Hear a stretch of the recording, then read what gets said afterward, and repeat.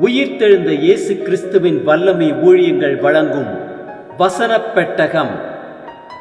இயேசுவே கர்த்தர். இயேசுவையே தேவன் ஆண்டவரும் கிறிஸ்துவுமாக்கினார். இயேசுவே ராஜாதி ராஜா, கர்த்தாதி கர்த்தா. கிறிஸ்துவே மரித்தோர் மேலும் ஜீவனுள்ளோர் மேலும் ஆண்டவர். கிறிஸ்துவே போதகரும் ஆண்டவருமாயிருக்கிறார். வசனப் பெட்டகத்தின் இன்றைய தின கருப்பொருள்: பக்தி உள்ளவன்.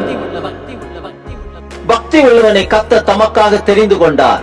பக்தி உள்ளவனை குறித்ததான வேத வசனங்களை பார்க்கலாம். 1 கொரிந்தியர் 11:3 வாசிக்கிறோம்: ஒவ்வொரு புருஷனுக்கும் கிறிஸ்து தலையாய் இருக்கிறார் என்றும், ஸ்திரீக்கு புருஷன் தலையாய் இருக்கிறான் என்றும், கிறிஸ்துவுக்கு தேவன் தலையாய் இருக்கிறார் என்றும் நீங்கள் அறிய வேண்டும் என்று விரும்புகிறேன். சங்கீதம் 37:23 வாசிக்கிறோம்: நல்ல மனுஷனுடைய நடைகள் கர்த்தரால் உறுதிப்படும், அவனுடைய வழியின் மேல் அவர் பிரியமாயிருக்கிறார். அப்போஸ்தலர் 11:24 வாசிக்கிறோம்: அவன் நல்லவனும் பரிசுத்த ஆவியினாலும் விசுவாசத்தினாலும் நிறைந்தவனுமாயிருந்தான். 1 கொரிந்தியர் 2:11 வாசிக்கிறோம்: மனுஷனில் உள்ள ஆவியை அன்றி மனுஷரில் எவன் மனுஷருக்குரியவைகளை அறிவான்? அப்படி போல் தேவனுடைய ஆவியை அன்றி ஒருவனும் தேவனுக்குரியவைகளை அறிய மாட்டான். 1 கொரிந்தியர் 7:20 வாசிக்கிறோம்: அவனவன் தான் அழைக்கப்பட்ட நிலைமையிலே நிலைத்திருக்க கடவன். கலாத்தியர் 1:10 வாசிக்கிறோம்: இப்பொழுது நான் மனுஷரையா தேவனையா யாரை நாடி போதிக்கிறேன்? மனுஷரையா பிரியப்படுத்த பார்க்கிறேன்? நான் இன்னும் மனுஷரை பிரியப்படுத்துகிறவனாயிருந்தால் நான் கிறிஸ்துவின் ஊழியக்காரன் அல்லவே. மத்தேயு 12:35 வாசிக்கிறோம்: நல்ல மனுஷன் இருதயமாகிய நல்ல பொக்கிஷத்திலிருந்து நல்லவைகளை எடுத்து காட்டுகிறான்.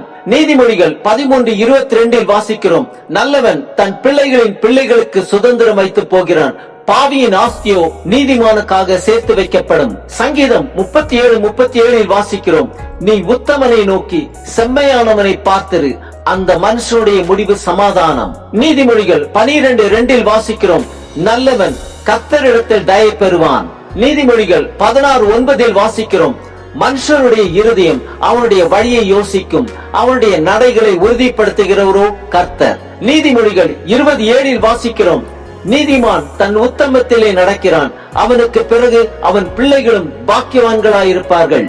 நீதிமொழிகள் 15:29 வாசிக்கிறோம்: துன்மார்க்கருக்கு கர்த்தர் தூரமாயிருக்கிறார், நீதிமான்களின் ஜெபத்தையோ கேட்கிறார். 2 தீமோத்தேயு 3:16 வாசிக்கிறோம்: தேவனுடைய மனுஷன் தேறினவனாகவும் எந்த நற்கிரியையும் செய்ய தகுதியுள்ளவனாகவும் இருக்கிறான். சங்கீதம் 112:6 வாசிக்கிறோம்: அவன் என்றென்றைக்கும் அசைக்கப்படாதிருப்பான், நீதிமான் நித்திய கீர்த்தி உள்ளவன்.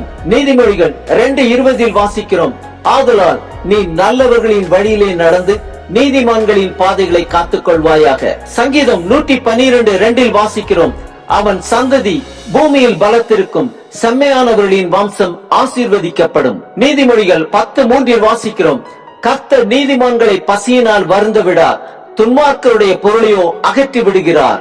நீதிமொழிகள் 21:2 வாசிக்கிறோம்: மனுஷனுடைய வழியெல்லாம் அவன் பார்வைக்கு செம்மையாக தோன்றும், கர்த்தரோ இருதயங்களை நிறுத்து பார்க்கிறார். ஆம், பக்தி உள்ளவனை கர்த்தர் தமக்காக தெரிந்து கொண்டிருக்கிறார். அவன் கர்த்தரிடத்தில் தயை பெறுவான், அவனுடைய முடிவு சமாதானம்.